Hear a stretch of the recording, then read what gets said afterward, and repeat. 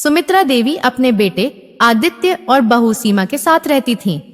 पति के निधन के बाद उन्होंने अपने बेटे को पाल पोस कर बड़ा किया था। उन्हें उम्मीद थी कि जब आदित्य की शादी होगी तो घर खुशियों से भर जाएगा। लेकिन शादी के कुछ महीनों बाद ही रिश्तों में दूरियां बढ़ने लगीं। सीमा एक अच्छे परिवार से थी, लेकिन उसकी सोच आधुनिक थी। वह घर के पुराने रीति रिवाजों से ज्यादा अपनी स्वतंत्रता को अहमियत देती थी। सुमित्रा देवी को लगा कि बहू उनका सम्मान नहीं करती और सीमा को लगा कि सास उसे समझती नहीं। आदित्य इन दोनों के बीच फंसकर रह गया।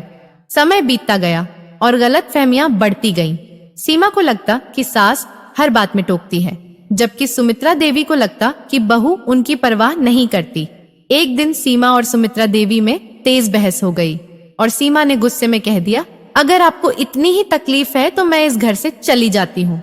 यह सुनकर सुमित्रा देवी का दिल टूट गया। उन्होंने कोई जवाब नहीं दिया, बस चुपचाप अपने कमरे में चली गईं। कुछ दिनों बाद उनकी तबीयत खराब रहने लगी। डॉक्टर ने बताया कि उन्हें ज्यादा तनाव लेने से ब्लड प्रेशर बढ़ गया है। यह सुनकर सीमा का दिल पसीज गया। उसने सास को इस हालत में देखा तो अपराध बोझ से भर गई। उसे एहसास हुआ कि वह सास को अपनी माँ की तरह अपनाने की कोशिश ही नहीं कर रही थी। उस रात सीमा सुमित्रा देवी के पास गई और रोते हुए कहा, माँ, मुझसे बहुत गलतियां हुई। मैंने कभी आपको समझने की कोशिश नहीं की। मुझे माफ कर दीजिए। सुमित्रा देवी ने भी आंसू भरी आंखों से बहू को गले लगा लिया और बोली, बेटा, मैं भी तुम्हें अपनी बेटी की तरह नहीं अपना सकी।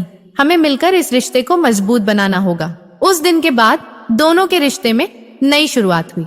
सीमा ने सास को माँ का दर्जा दिया और सुमित्रा देवी ने बहू को बेटी की तरह समझना शुरू किया।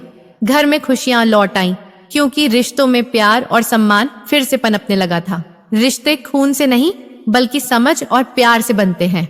बस हमें थोड़ा सब्र और थोड़ा अपनापन दिखाने की जरूरत होती है।